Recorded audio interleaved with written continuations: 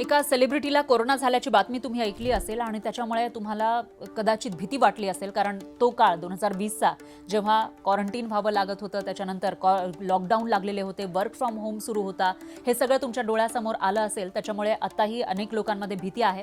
पुन्हा एकदा मास्क घालण्याची वेळ येणार का? शाळा, ऑफिस, प्रवास सगळं पुन्हा बंद होणार का?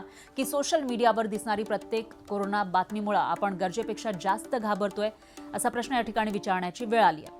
गेल्या काही दिवसांमध्ये कोरोना हा पुन्हा एकदा चर्चेत आला आहे, कारण आंध्र प्रदेशामध्ये काही नवीन रुग्ण आढळले होते आणि काही रुग्णांच्या मृत्यूची नोंद सुद्धा झाली होती. तोही कोरोनामुळे त्यांचा मृत्यू झाल्याची माहिती समोर आली होती. आणि आता मुंबईमध्ये प्रसिद्ध गायक कुमार सानू यांचा मुलगा जान कुमार सानू याला सुद्धा कोरोनाची लागण झाल्याचं कळत आहे. त्याच्यावर रुग्णालयामध्ये उपचार सुरू आहेत. पण इथं एक महत्त्वाचा प्रश्न, तो म्हणजे एखाद्या सेलिब्रिटीला कोरोना झाला म्हणजे मोठी लाट आली असं समजायचं का? उत्तर आहे नाही. कोरोना हा विषाणू पूर्णपणे जगातून नाहीसा झालेला नाहीये. तो अजूनही आपल्या आसपास आहे. फरक फक्त एवढाच आहे, आज आपल्या शरीरात लस आहे, अनेक लोकांमध्ये नैसर्गिक प्रतिकार शक्ती तयार झाली आहे आणि डॉक्टरांकडे सुद्धा उपचारांचा अनुभव आहे. म्हणजे जसं पहिल्या लाटेमध्ये डॉक्टरांना सुद्धा कळत नव्हतं की कशा पद्धतीनं उपचार करावा, अशा बातम्याही तुम्ही ऐकल्या असतील, किंवा अनेक लोकांचा मृत्यू झाल्याच्या बातम्या सुद्धा दुसऱ्या लाटेमध्ये आपण ऐकलेल्या होत्या. पण आजची परिस्थिती ही 2020 किंवा 21 सारखी नाहीये.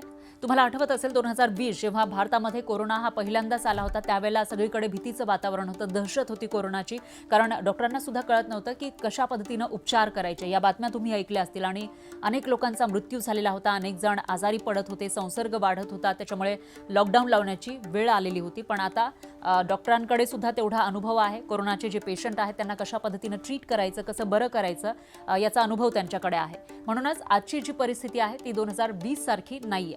याचं एक सोपं उदाहरण बघा. पावसाळा आला की सर्दी खोकल्याचे रुग्ण वाढतात, पण प्रत्येक सर्दी म्हणजे मोठी महामारी नसते. तसंच कोरोना विषाणू सुद्धा अधूनमधून रुग्ण वाढवू शकतो, पण प्रत्येक वाढ म्हणजे लॉकडाऊन किंवा भीतीचं कारण असेलच असं नाही. याचा अर्थ धोका संपलाय असं सुद्धा नाहीये.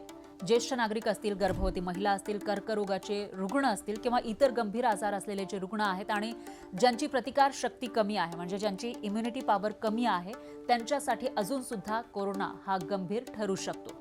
म्हणून ताप असेल, खोकला असेल, घसा दुखणं किंवा श्वास घेण्यास त्रास ही लक्षणं दिसली तर त्याच्याकडे दुर्लक्ष करू नका. डॉक्टरांचा सल्ला घ्या आणि गरज वाटल्यास चाचणी करा, कोरोनाची टेस्ट करा आणि इतरांना संसर्ग होणार नाही याची काळजी घ्या. सोशल मीडियावर एखादी बातमी व्हायरल झाली की अनेकदा भीती जास्त पसरते आणि तथ्य मागे पडतात. त्याच्यामुळे लक्षात ठेवा, एक सेलिब्रिटी हा कोरोना पॉझिटिव्ह आढळला म्हणजे संपूर्ण देश धोक्यात आहे असा निष्कर्ष काढणं योग्य नाही. पण मित्रांनो, तुम्हाला एक गोष्ट माहितीये का? कोरोनापेक्षा वेगानं पसरत असेल तर ती अफवा आणि भीती. म्हणून प्रत्येक व्हायरल पोस्टवर विश्वास ठेवण्याआधी अधिकृत आरोग्य विभागाची माहिती तपासा. घाबरू नका, पण गाफील सुद्धा राहू नका.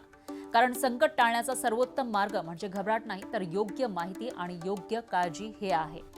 त्यामुळं कोरोनामुळे पुन्हा एकदा लॉकडाऊन लागणार का अशी भीती जर कोणाला तुमच्या आजूबाजूला वाटत असेल किंवा त्यांच्या मनामध्ये काही शंका असतील तर त्यांच्यापर्यंत ही माहिती नक्की पोहोचवा आणि अशाच विश्लेषणात्मक माहितीसाठी पाहत रहा न्यूज 18 मराठी.